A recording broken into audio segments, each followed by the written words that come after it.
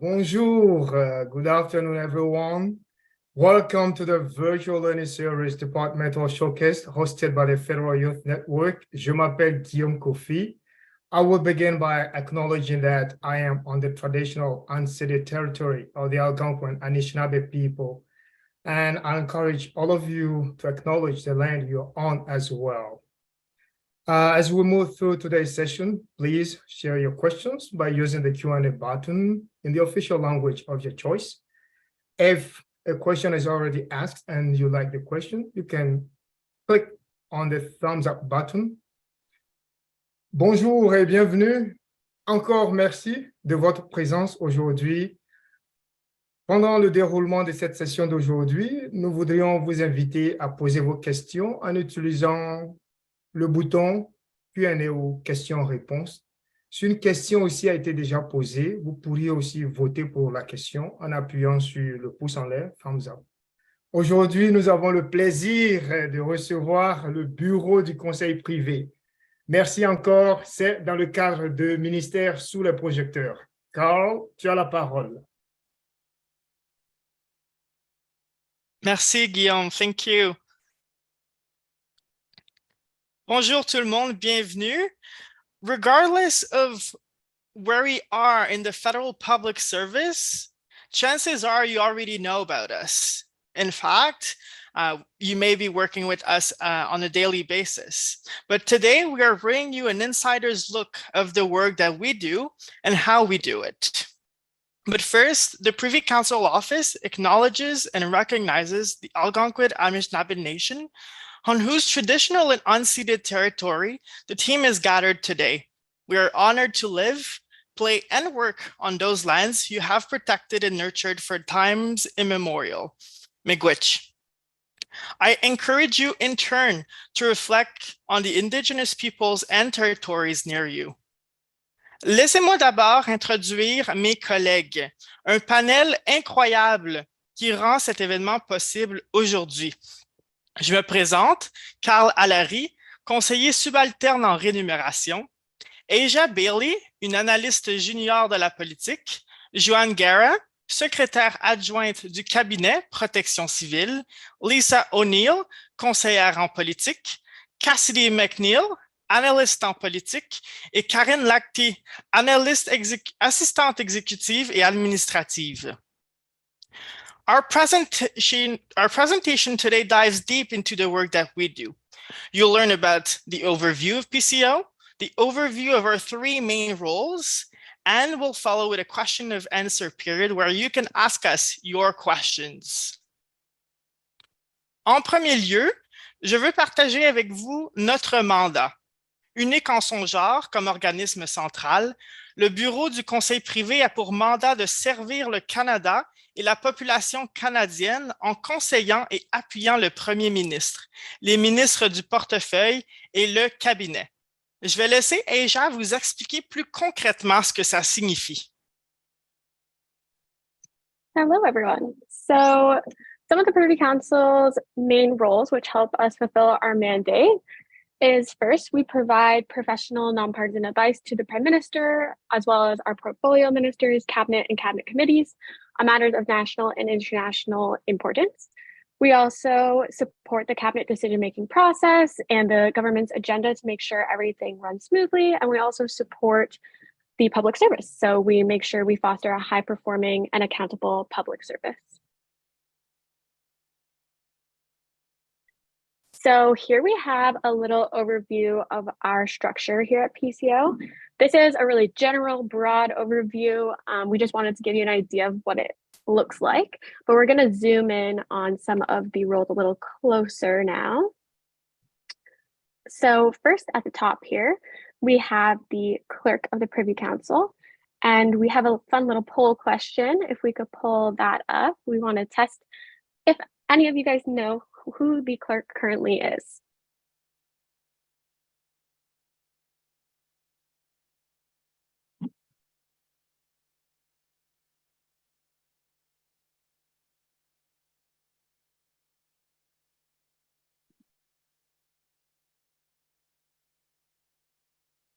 All right, a little close, but you guys did get majority of it right. 33% of you said that it was John Hannaford, which is correct. He just became our new clerk last month. So that is super exciting. We're very happy to have him. Moving on, we then have the deputy clerk of the Privy Council who supports the clerk. And then in one of the other little branches here, we have the National Security and Intelligence Advisor to the Prime Minister, as well as the Deputy National Security and Intelligence Advisor to the Prime Minister. And then my colleague Carl will go through the roles underneath there, but I'm going to take you through some of the deputy secretaries and assistant secretaries that we have for some of the secretariats and sectors of PCO. So we have quite a few deputy secretaries to the cabinet. So we have the deputy secretary to the Cabinet of Operations, Plans and Consultations, Governance, Senior Personnel and Public Service Renewal, and then Ministerial Services and Corporate Affairs.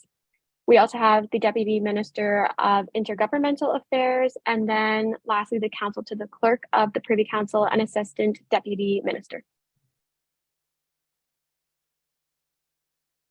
Thank you, Asia. On the other side of our org chart, we have those roles that are more security and national security based. We have on one hand, the Assistant Secretary Emergency Preparedness, whom we have the pleasure to welcome on our panel today, Joanne Guerra. Assistant Secretary Security and Intelligence as well, who works closely with Joanne. And then we also have the Assistant Secretary for Intelligence Assessment and the Foreign and Defense Policy Advisor as well. So coupled together along with the other deputy secretaries and the assistant secretaries that Asia mentioned, those are our top leadership at the PCO that also have a direct role in a lot of those areas in the rest of the public service as well. We'll now be moving on to the first role of the Privy Council Office, which is providing advice to the Prime Minister. Joanne, if you want to.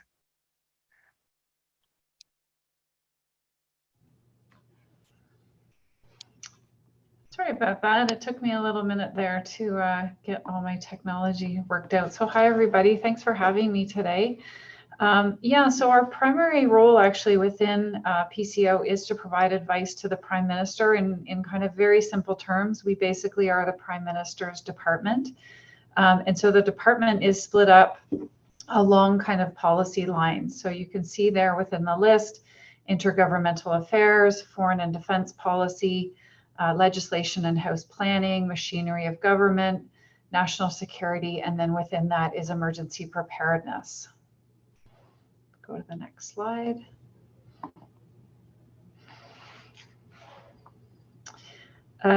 En vedette préparation en situation d'urgence, nous avons trois responsabilités clés. Je vais parler de chacune des trois. We have kind of three key roles within Privy Council Office and within the emergency preparedness team. We're a little bit unique. Nous sommes un peu uniques au bureau de conseil privé dans le sens que nous supportons un ministre. So there is a Minister of Emergency Preparedness, and my team provides support to that minister in their day-to-day functions within their portfolio. We also have a secondary, the sort of more traditional kind of PCO role of providing advice to the Prime Minister and to Cabinet through Cabinet committees. And then the last thing that I would say is a little bit unique for my team is the third bullet there, which is that nous dirigeons les interventions fédérales dans le cas des événements. So in situations of kind of emergency events that fall within the national security portfolio, my team also has an operational role in kind of coordinating across the federal government to assist with that emergency response. Thank you, Joanne. Would you like to take some time to maybe introduce yourself? Maybe I should have done that before. That's okay. I'm happy to introduce myself. So as mentioned, I'm the Assistant Secretary for Emergency Preparedness at Privy Council Office. I've been kind of with the team for a little under a year now. I started in kind of October of last year. I started my career, I'm a science geek by background. I have a background in life sciences and biology. And I started my career actually at Health Canada in an emergency drug access program where we provided access to products that were not available in Canada on an emergency basis. And it was kind of one of these really unique programs in the government that was really small team. We worked 24/7, 365 days of the year. And we supported access to medications for end-of-life care for patients who didn't have alternatives. But we also provided support in other areas such as military deployments. I participated in some of the work related to previous pandemic responses, SARS and H1N1. And so we had this really unique role of kind of touching a lot of different areas of government. So I started in a very operational role. And then I moved from there into a variety of different policy positions where I was either working on legislation and regulations, working on kind of parliamentary affairs and cabinet activities such as memorandums to cabinet. And I did that for probably 5 or 6 years, also at Health Canada. And then I kind of moved from there to a couple of advisory positions. I was a cabinet advisor at Treasury Board Secretariat, where I provided advice on immigration-related submissions, changes to regulations. And I also worked on citizenship revocations, which was kind of a unique area within the government. And then I also provided support as a chief of staff to a deputy minister here at PCO. And then the last kind of 5 years before taking this job, I worked at Health Canada as Director General in cannabis licensing. So I joined that team just before cannabis was legalized in Canada and helped stand up the licensing program for legalization of cannabis. So I've been fortunate to have a fairly varied career in both operations and policy, and have just had lots of fun along the way.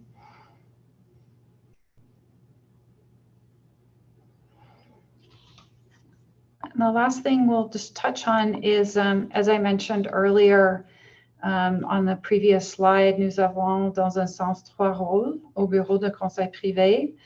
Nous soutenons le Premier ministre et nous offrons des conseils au Premier ministre. We also have a very operational role at the Emergency Preparedness Secretariat, which is that we prepare for emergency situations and we help provide kind of an operational coordination role. And so you can see there a couple of events where we have provided support. Des inondations en Colombie-Britannique en 2021, l'ouragan Fiona en 2022, et puis aussi cette saison, la saison des feux de forêt de 2023. And so we've had this role of both making sure that the Prime Minister, the Minister of Emergency Preparedness, and Cabinet are aware of emergency situations as they're evolving, and we provide advice to them on a federal response. Thank you so much, Joanne. It's neat to see the experience of a state-run agency like PCO, right? And not just on policy playing that challenge function, but also at the operations level, especially as it relates to emergency preparedness. So thank you so much for walking us through the pivotal role that you play in all that, especially these days with the forest fires happening once again this summer. Thank you again, Joanne. Now we're going to move on to role 2, which is supporting cabinet. And for the occasion, we have Cassidy McNeil. Cassidy, I'll let you introduce yourself first. Hi, everyone. Thanks for joining. So I'll provide a quick overview of my education and career path. So 3 values that I've kept in mind during my experience in the public service are advancing human rights, making meaningful connections, and making an impact through my work in the public service. So I've carried these with me throughout my undergrad degree in conflict studies and human rights, and also through my co-op placements with the federal government. So each co-op placement has allowed me to better align myself with these values and goals. So for example, I worked as a communications officer at PSVC and an ATIP analyst here at PCO. So I was making an impact more internally in my department. And now as a policy analyst at PCO, I'm able to kind of make an outward facing impact with working on social policy. So in my current role as a policy analyst, my primary role is to advance policy initiatives that are set to be presented to Cabinet or advanced in Parliament, and also engaging with my fellow PCO and central agency colleagues to advance these implementation of these policies. And what I like the most about working at PCO is the learning and networking opportunities. So it was by networking internally at PCO that I was able to go from working in the corporate services branch in ATIP to working in social development policy, which for me was a shift that better aligned with my career goals. So that was great. And then another thing I really enjoy, specifically working in operations at PCO, is just being close to the action. So for example, attending cabinet committee meetings or coordinating deputy minister level committee meetings, you're exposed to these high level conversations with extremely smart and forward-thinking people. And I think it's been a really great learning experience. On to the next slide, please. Yeah, so there's 3 central agencies within the federal government, as I'm sure many of you know. So the Privy Council Office, Finance, and the Treasury Board Secretariat, and each perform what's called the challenge function.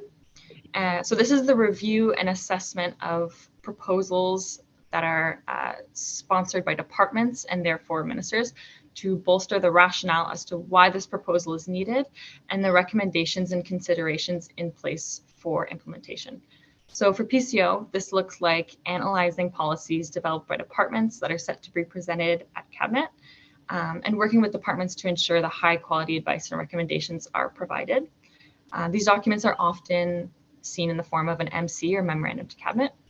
So for finance, for example, this would obviously pertain more to budget requests from departments, and for TBS, this is more reviewing and ensuring the approval of Treasury Board submissions, among other things. So additionally, the 3 central agencies often consult and coordinate together on these government policies and programs to ensure their successful implementation. Next slide, please. Donc, je vais parler des comités et le cabinet. Donc, le BCP supporte les comités du cabinet ainsi que le cabinet lui-même. Donc, les distinctions entre les deux s'agit que les comités sont essentiellement des forums de discussion de politique pré-cabinet composés d'un nombre limité de ministres, normalement environ 10. Selon le comité, ils se rencontrent à chaque semaine, à chaque 2 semaines ou de manière mensuelle pour avoir des discussions approfondies sur des programmes ou des politiques fédérales qui formulent des recommandations en avance de la discussion au cabinet. Donc, quelques exemples de comités sont le comité du cabinet chargé de la réconciliation, le comité du cabinet chargé des affaires du Canada et dans le monde, le comité du cabinet chargé de la sécurité, des urgences, etc. Donc, le cabinet lui-même, il est précédé par le premier ministre au lieu d'un ministre, comme au comité, et tous les ministres sont membres. Donc, ils se réunissent à chaque semaine pour ratifier les recommandations formulées aux réunions des comités, et ce forum permet également des discussions stratégiques sur un nombre de sujets, mais encore plus limité que les réunions de comité. Prochaine slide, s'il vous plaît. Donc, le soutien au cabinet par les analystes. Donc, je vais parler du rôle d'un analyste dans le secteur d'opération du BCP. Donc, en tant qu'analyste, le type de matériel politique le plus souvent révisé est la mémoire au cabinet ou le MC. Donc, le MC standard raconte une histoire d'un défi, soit social, économique ou par rapport aux choses internationales, sécuritaires, etc. Et propose 3 options politiques qui répondent à ce défi. Il souligne également les facteurs à prendre en considération et les risques associés afin que les ministres au comité puissent choisir l'option la plus favorable. C'est donc la responsabilité de l'analyste d'identifier les lacunes et poser des questions clés au ministère lors de la rédaction de l'MC et d'assurer que les solutions proposées sont alignées avec les objectifs et le mandat du gouvernement fédéral. Donc, on se fait cette analyse critique en collaboration avec les autres organismes centraux, comme j'ai mentionné tout à l'heure, avec le ministère des Finances et les secrétariats du Conseil du Trésor pour faire avancer et finaliser le MC. Donc, une fois que le MC est finalisé et signé par le ministre, l'analyste se présente à la réunion du comité du cabinet avec les ministres membres pour prendre des notes sur la discussion, pour ensuite rédiger les recommandations et les décisions du comité en prévision de la réunion du cabinet avec le premier ministre. Donc, ce n'est pas le seul rôle en tant qu'analyste dans le secteur d'opération, mais c'est sincèrement une responsabilité assez centrale.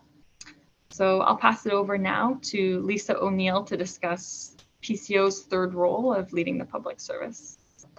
Thank you. Hello, thanks for having me here today. Je suis très heureuse de parler avec vous tous aujourd'hui. So my name's Lisa O'Neill. I use she, her, elle pronouns. I'm a policy advisor in the Public Service Renewal Secretariat.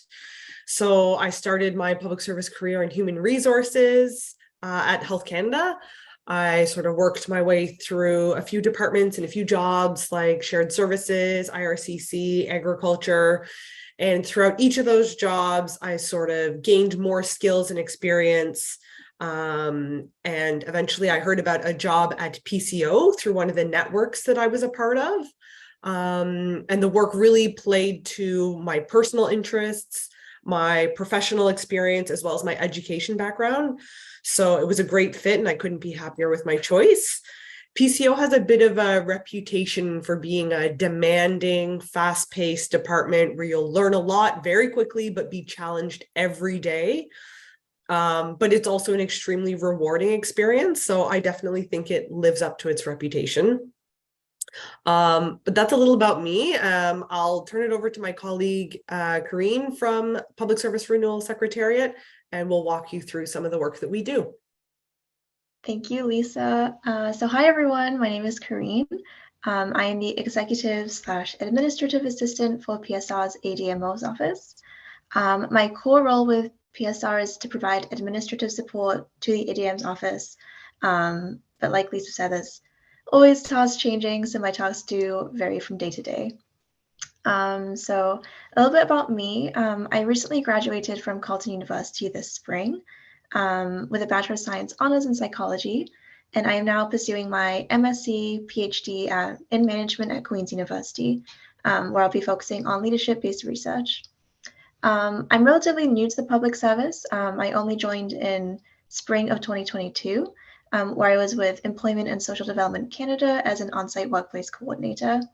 I then moved to PSR in February of this year, and so far it's been an incredible experience.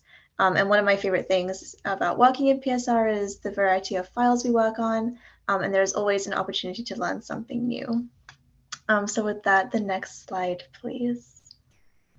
So as Lisa and I have mentioned before, we both work in the Public Service Renewal Secretariat, or PSR. PSR has a unique role of supporting the clerk in the role as the head of the public service. The majority of PCO employees help support the clerk in their other roles, as previously mentioned, but PSR gets to help guide the direction for the rest of the public service. And we do this in a variety of ways, one of which is supporting the clerk in the preparation of the annual report to the Prime Minister on the Public Service of Canada. So the annual report is submitted each year by the clerk and tabled in Parliament by the Prime Minister. It provides the clerk with an opportunity to report on the state of the federal public service and communicate priorities and expectations. The 30th annual report was recently tabled by the Prime Minister. This year's report outlines how public servants continue to deliver important programs, policies, and services to all Canadians. And you can find all annual reports since 1992 on the Government of Canada's website. And we have also included the link to our most recent annual report on our slide. We highly recommend reading the report as it gives you an idea of what the clerk's priorities are for the upcoming year. And also take a look to see if some of the work that you've been working on is being supported in your department and made it into the 30th annual report.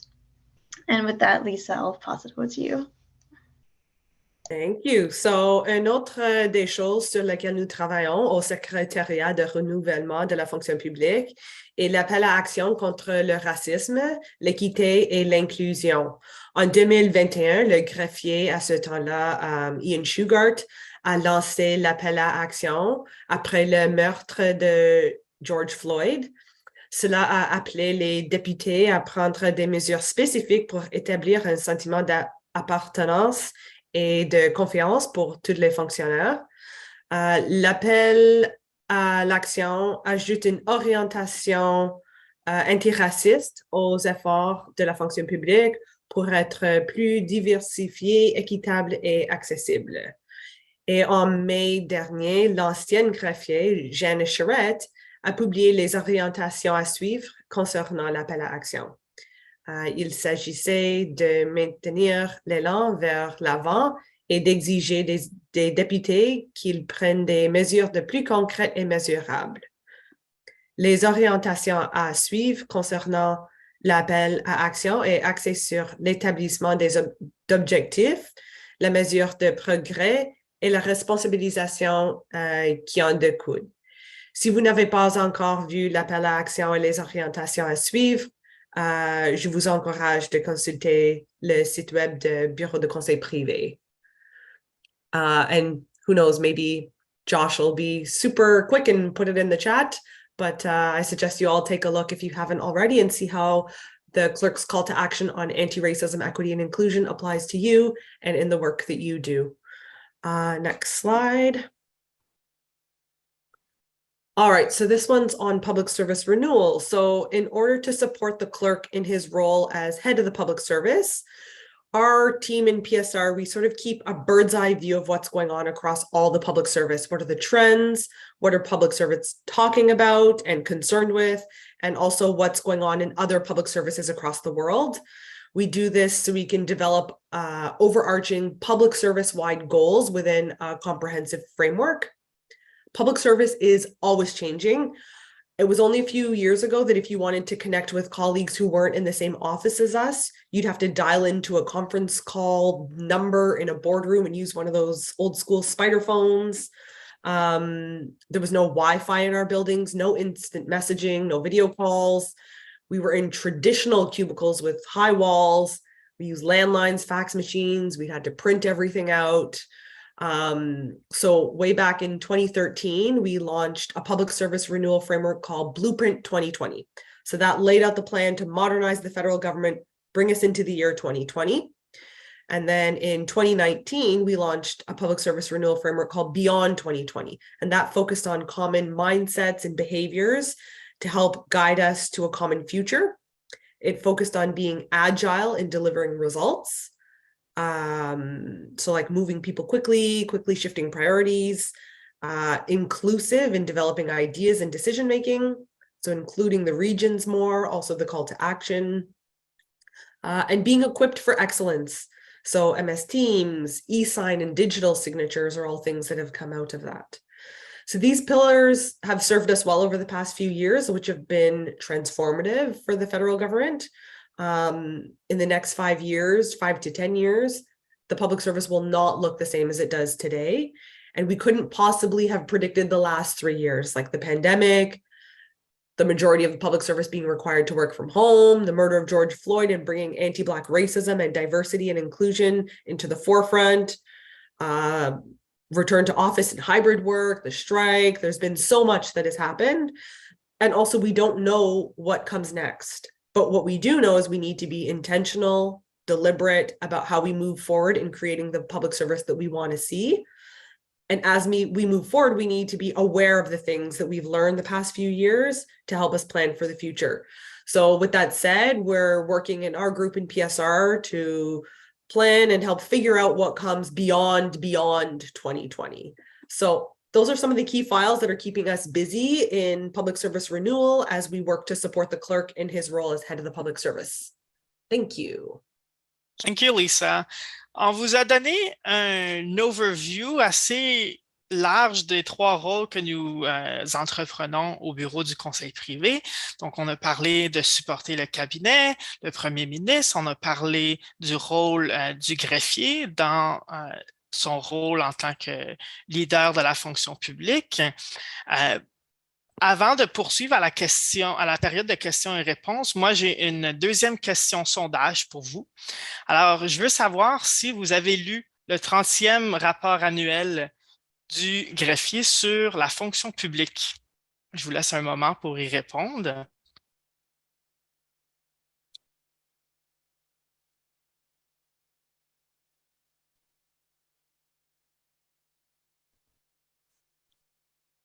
So I see that almost 20% of you read the report and 80% did not, which is fine because it only came out a couple of weeks ago.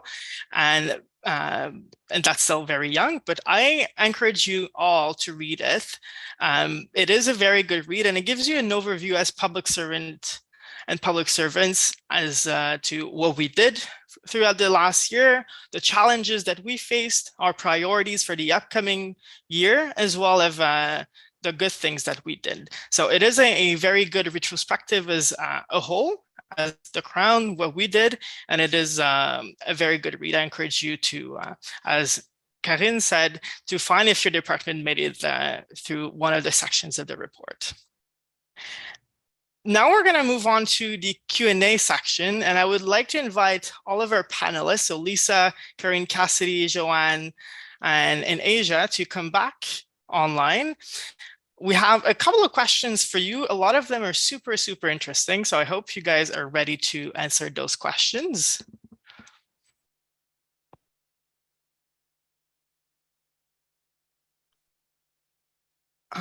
Just give me 1 second here.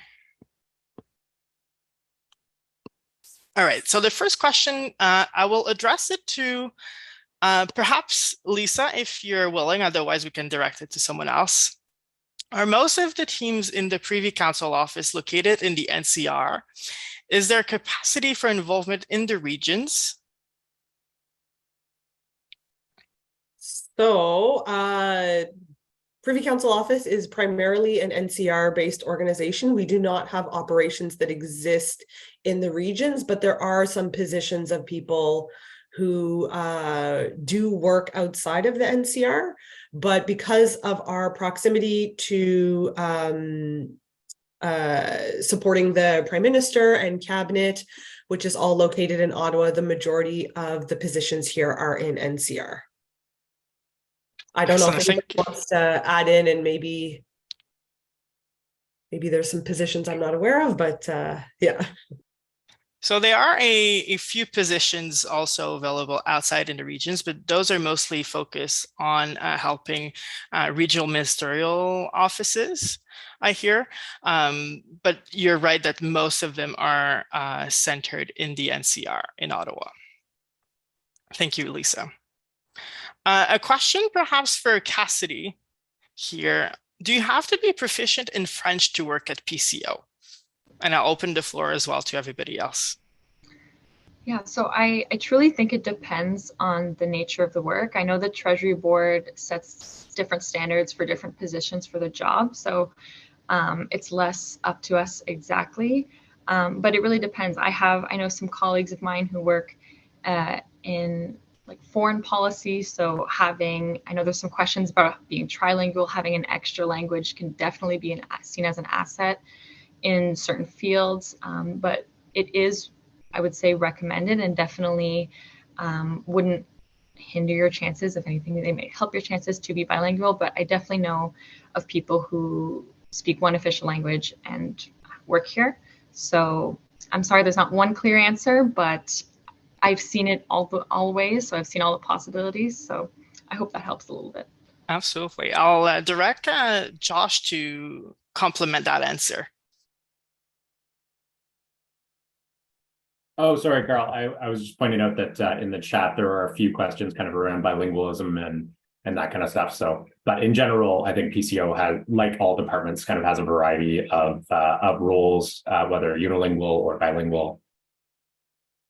Absolutely, that is very true, Josh. Thank you for that intervention. And I mean, Canada's official languages policy really is at the heart of the whole of the federal public service. So it definitely applies in a very similar way as to other departments as well. Thank you for that question.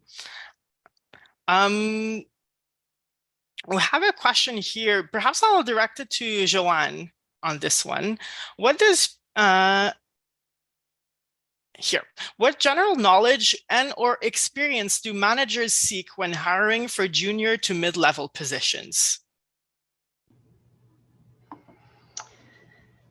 Good question. It probably varies quite a bit across the department, depending on the role and the area within PCO. So I would say we kind of generally look for a few things when we're hiring staff within our team. We do sort of look at background and kind of what's the policy experience or operational experience that they have, and how does that relate to the type of work that you would be doing kind of day to day within your organization. So it's always helpful to have individuals that kind of are subject matter experts and they know the topic that they'll be working on and they can provide advice in that area. But beyond that, I would say the things that we focus on are more of what I would call the sort of soft skills of things. We look more at, what are the experiences that people come with from previous jobs, whether those are, cooperative opportunities that they've had through university, whether it's work that they've done through university outside of school, or whether it's kind of their early jobs that they've had in their career. So we look at things like, somebody's ability to communicate. How, can they write something quickly? Can they write something clearly? Can they communicate their points very well? We look at that both for kind of written information as well as, being able to be in front of a group and to speak your voice and to be able to clearly indicate your position on something. But then we also look at sort of how you work within a team. I think the one thing that sort of others and my colleagues here have indicated is that PCO is a pretty fast-paced environment. Work is coming our way pretty quickly. We have to respond quickly. We're working with teams. And you're working really horizontally across the organization. Like there wouldn't be many days where I'm not reaching out to colleagues in lots of other parts of the organization. And so you need people who really work well in teams, who are kind, who are collaborative, who are innovative. And so those are a lot of the skills that we really emphasize when we're picking teams. Who's going to come in, who's going to hit the ground running, and who's going to work really well with others when we're trying to get a lot of work done quickly. So there's not any one specific skill, but we really look for bright, enthusiastic, and quick on their feet, folks who are quick on their feet. Excellent. That is good advice. Thank you, Joanne, for that. I'll direct the next question to Karine for this one.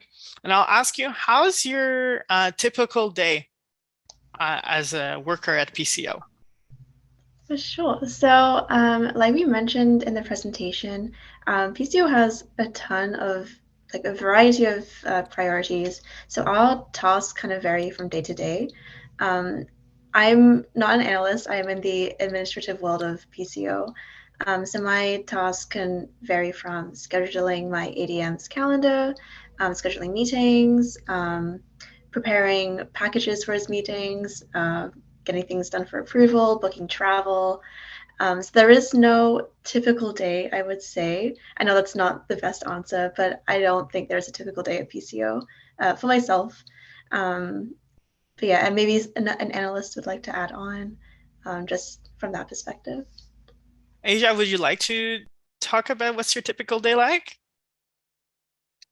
Sure. I am a student for the summer at PCO, so I work in legislation and house planning, and I can also speak on what I have seen from the other people in my department, because I'm really learning from everybody and the analysts in my department and kind of supporting them when they need it, so that I just learn and see everything that they're doing. But for them, mostly, they obviously have different files. So my direct supervisor does Health Canada and Public Health Agency of Canada. And so she will review the different legislation and MCs and such for those related files. So also I would say their days are not, there's really no typical day. It really just depends on what's going on. And sometimes a bill will sit for months and you don't think about it for a while. And then suddenly 1 week, you need to do everything for it. So it really is, you do have to think quick on your feet and kind of go with the punches, as they say. But it's really, it's a lot of communication with other departments as well. So if that's like your file, you're talking to the people at Health Canada all the time, making sure that everything's in line for them to introduce the bill or whatever you're doing. And yeah. Excellent. Thank you, both of you, for that answer. So I understand it varies, right, from one day to another. And I think everybody can speak to that. Some people say that the summer months are a bit slower, but at PCO, it's where it's more normal. And when we get closer to the end of the parliamentary session towards like May and June, for example, that's really where days are a bit longer. There's a bit more to do overall, because we do follow a bit of the parliamentary sessions calendar in a way. But thank you both for that answer. Lisa, a question for you, and perhaps others may want to jump in as well on that one. How is the work-life balance in a central agency like PCO? That's a great question. I think it depends on the analyst and the area that they're working in, the time of year, and the types of files. So for us in public service renewal, I would say around the time that the clerk's call to action on anti-racism was released, there was lots of people working lots of hours and making sure that everything was ready to get set. Same with around the annual report. And I know that some of our other analysts who perform more of a challenge function also work very hard and very unusual sometimes hours at PCO. But I would say overall, PCO is really great at respecting work-life balance. It's a great organization to work for.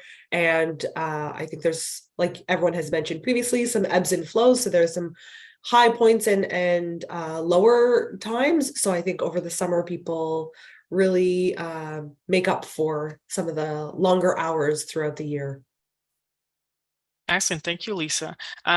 Joanna, I'd be interested in knowing your perspective on this one, especially in the context of emergency preparedness with wildfires, crises happening around the country. How is the work-life balance in those kind of situations? I'll be honest, it's probably not great, although it's not that it's not great all the time. So it does kind of ebb and flow. As I mentioned at the beginning, my team is a little bit unique because we do provide that traditional role of providing support to the Prime Minister and to Cabinet. So I am responsible for a Cabinet committee. And that has kind of its own routine to it of being sort of very busy at certain times of the year because it overlaps with the parliamentary calendar. But then we also have this kind of second function of providing support to the Minister of Emergency Preparedness. And with that, we have an operational role in working with our colleagues at public safety in emergency management. And so, this year has been a really busy wildfire season. And so we have this role of kind of monitoring those events. We do coordinate with our colleagues in public safety and making sure that there's information for the minister, for the Prime Minister in terms of what's happening on the ground. And then trying to be aware of issues that may be threats to Canadians and making sure that where federal support is needed, that we provide that. And so that has been very busy. And since I've started the role, it's been sort of floods and wildfires and all kinds of emergency events. And so I would say my work-life balance is not always great. I do work a lot of long days and probably haven't been too many weekends where I haven't had to work in some capacity. I'm still optimistic that that won't always be the case, that maybe as I get my flow a little bit better, or, maybe there'll be off seasons on floods and wildfires and I won't have to worry about it so much. But I would say it is a fairly busy job. But I also would say too, just, as an executive within the team, I have a fairly senior role. And so I do sometimes kind of, sometimes work-life balance is what's given to you, and sometimes it's kind of how you approach it. And I would say, working hard has been something that's been important to me. But sometimes I always also do it to support my staff. Like if I have employees that have young families, I may kind of extend my day a little bit so that they can, adjust their schedule and be home for kids or those kinds of things. So it goes back to my earlier comment that, we really work as a team. And so sometimes when I need to be off, they support me. And sometimes when they need to be off, I try to support them. So that can also affect kind of work-life balance. Excellent. Thank you, Joanne. And speaking of work-life balance, we have a question here on hybrid work. So the question is 100% remote work possible at PCO? I will answer that question if fellow panelists, you don't mind. Essentially, PCO is under the same common hybrid model that the Treasury Board Secretariat has announced over the winter, which is 2 to 3 days each week, or 40% to 60% of their regular schedule into the office. So we do adhere to a hybrid model. And given PCO's unique world, essentially, as a core central agency, the work we do is often essential to be in the office. So our requirements at PCO is the equivalent of 3 days per week in the office. We do have the option of having 2 days working from home, and this sometimes can also help with work-life balance a lot. And one of the many advantages of a post-pandemic world beyond 2020 is obviously the working from home, how it's applied to PCO as well. We have a question I think I will direct to Cassidy. And Cassidy, let me know if you cannot answer this question, but it goes like this. How does PCO work together with the PM's political staff, i.e. non-public servants, to provide advice, policy advice, for example?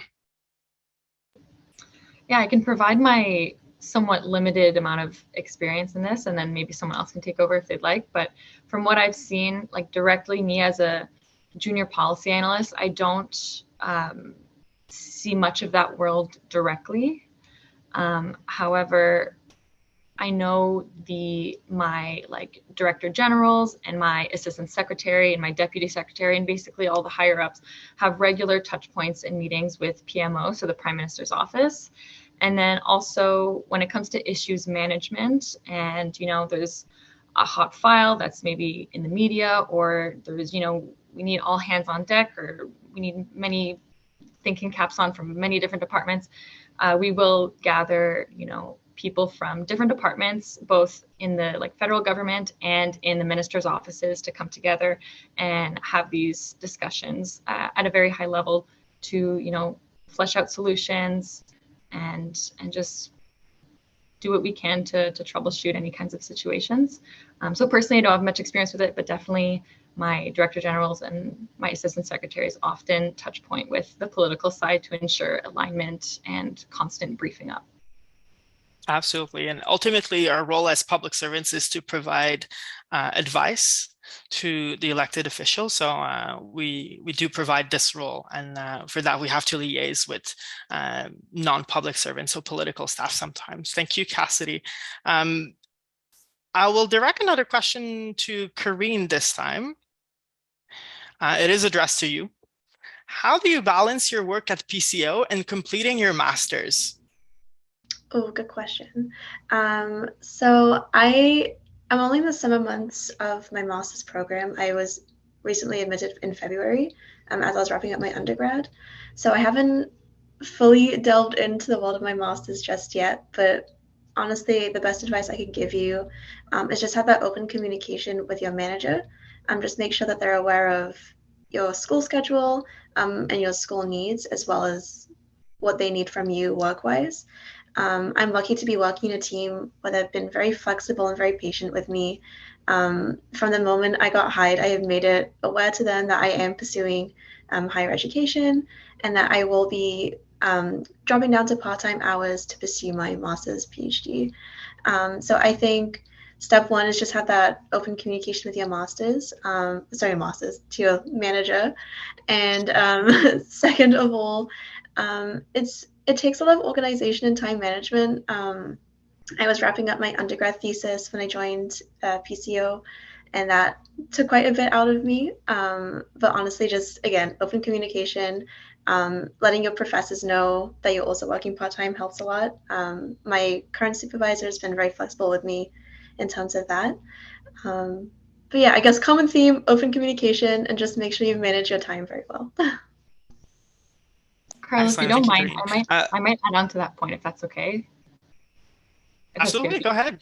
So one thing that I would just recommend to any young public servant or any student out there would just to be, especially if you're going into your master's or you're thinking of applying to a master's, would be to seek out a program with a co-op option built in. That's how I got my placement here.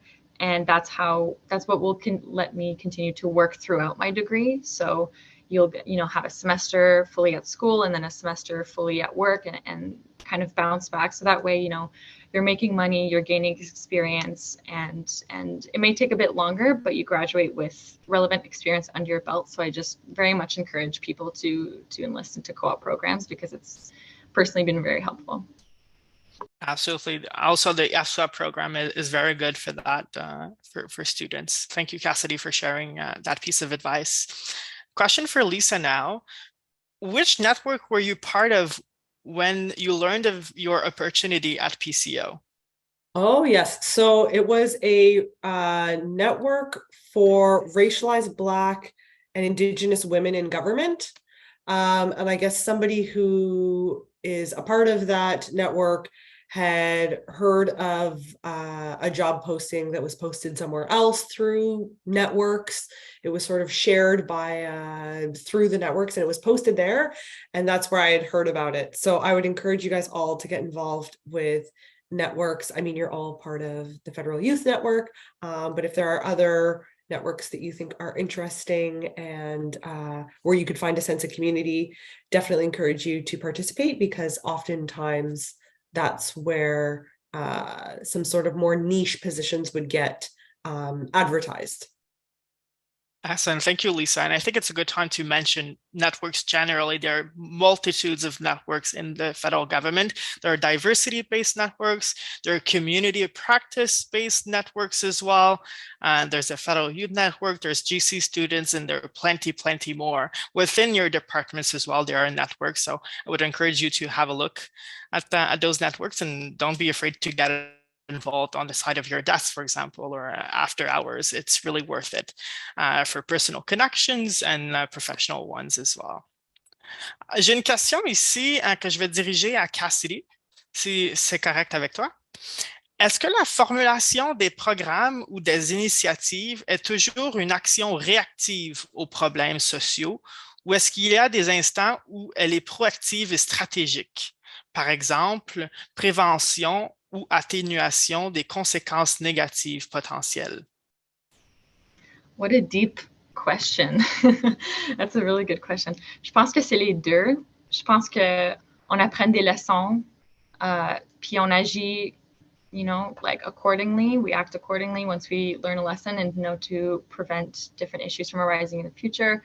I think it's truly a mix of both. I don't know if someone else wants to jump in, but that's what I would say. I don't have too much more to ask on that.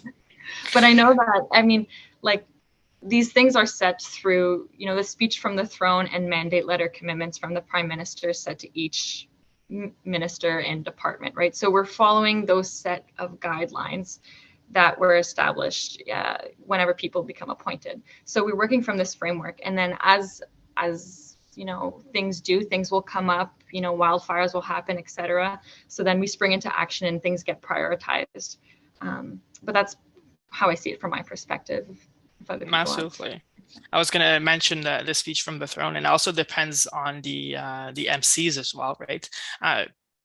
Je veux le rappeler, le bureau du conseil privé joue un rôle de challenge function, but essentiellement les mémorandums du cabinet, ils viennent des départements. Donc, ça dépend toujours des initiatives que les départements nous apportent aussi. Si celles-ci sont plutôt réactives ou proactives, mais je pense qu'on peut voir les deux aussi.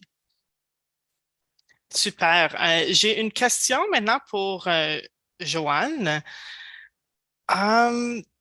And it goes like this. Why do you think we hear that one should work at PCO or TBS as a career stepping stone? That's a really good question. It's hard to answer in some ways. I think, it has been sort of one of these departments that has seen that sort of people that come out of roles at PCO really have a lot of opportunities for them. And I think some of that is just, based on the environment that we work in. And there's kind of two parts to that. It is really kind of a bird's eye view. You really get to see how the government makes decisions, and how they make decisions within a very large portfolio of decisions. So, the government comes, once elected, they come in and they have a platform and they make a lot of commitments with that platform. And so you really get the chance to see how each of those decisions unfold. And I will say, having been here twice at PCO and working at Treasury Board once, you do get a different perspective on how decisions are made. It's not always how you expect it to kind of unfold. Sometimes you think something that's a slam dunk doesn't end up happening, and other things that you think, oh my God, that's just pie in the sky, that's never going to happen. And then they do end up sort of going forward as policy. And there's lots of different reasons for that. Sometimes it's one decision within, a bigger issue. And sometimes it ties into kind of other policy work that's happening. So I would say that's part of it. I would say the other is just the type of work that we do within the department. As you've heard from many, many of the panel members, it is a busy environment. And so we get a lot of information. We have to respond quickly and provide advice. And so the flow of work is very busy. And so when you get used to working in that environment for a long time, what my experience is with staff is that they come away from that with a lot of really great skills. They become really good communicators. They know how to brief really well. They know how to provide information kind of clearly and concisely. And those are all skills that departments really value. And so I think that's why when, it almost kind of sets a benchmark in a sense, that if somebody's come out of the department, that they will more than likely have those skills. But I don't want people to think that that's the only way that you can get them, because there's a lot of really amazing work that happens in departments all across the federal public service that can get you some of those experiences. And so, I don't want people to feel discouraged if they don't get a role in a central agency, because you can learn a lot of really great and amazing skills, and with the same pace and the same opportunities in departments. And the benefit of working in a department sometimes is you get to spend a lot of time working with stakeholders, which we at PCO don't get to do a lot. So I would say, if you're in a department, take advantage of those opportunities, put your hand up when new things come along, and try it out. Excellent. Thank you, Joanne. I think that's a very good answer. It kind of highlights the duality and the differences between both. And I think both have something to offer to everybody, right? Asia, I have a question for you. Because you're relatively new and your students, you're just starting your career. What are the most challenging parts of your job? And what are the bits that you wish you could change?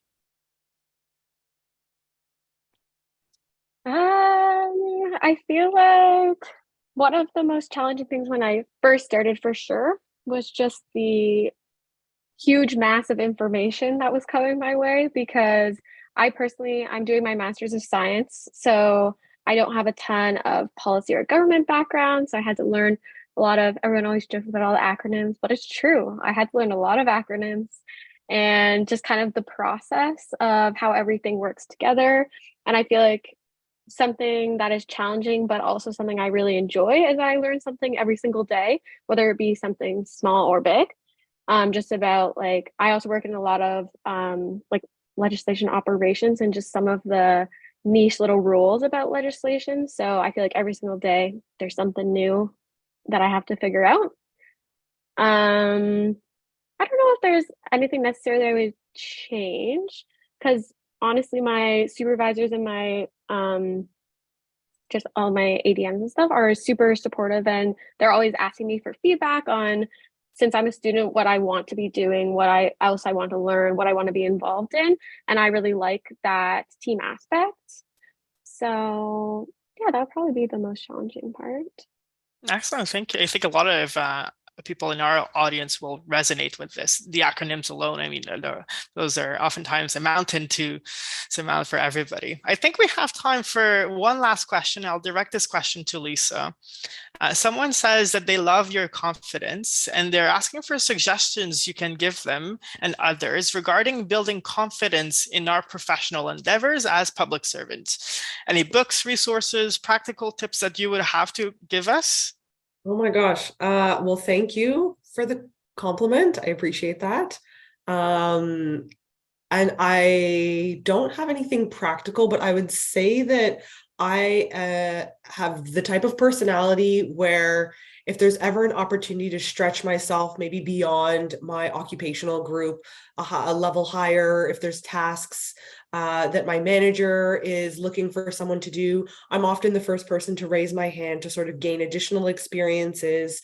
And I wasn't always comfortable public speaking when I first started in the public service, but I knew that was something that I needed to overcome. So I would often raise my hand to help deliver presentations and things like that. So I would just say, be brave, be bold, try, don't beat yourself up if it doesn't come out the way that you want. Practice makes perfect. And I would say, just put yourself out there and take opportunities to learn and grow. All right, thank you, Lisa. And with this is the end of our Q&A. Thank you so much, everybody, for your questions. Really great questions. And I'll pass it over to Guillaume again to close our event. Merci à toi, Carl. Thank you, everyone. Merci encore. Et puis, n'oubliez pas que c'est Ministère sous les projecteurs. Aujourd'hui, nous avons reçu le bureau du conseil privé. Merci à nos panélistes. Je vais lire, c'est Esha, Cassidy, Johan, Karine et Lisa. Mon cher ami Carl, lui, on se retrouve partout dans plusieurs projets. Merci encore à toi, Carl. And as mentioned, as mentioned in the chat, resources are available on our wiki page, and the recording of this session will be available on our YouTube channel as well. Merci encore et puis bonne journée. On va profiter du temps, hein. L'été là, il fait beau là dehors là. Au revoir.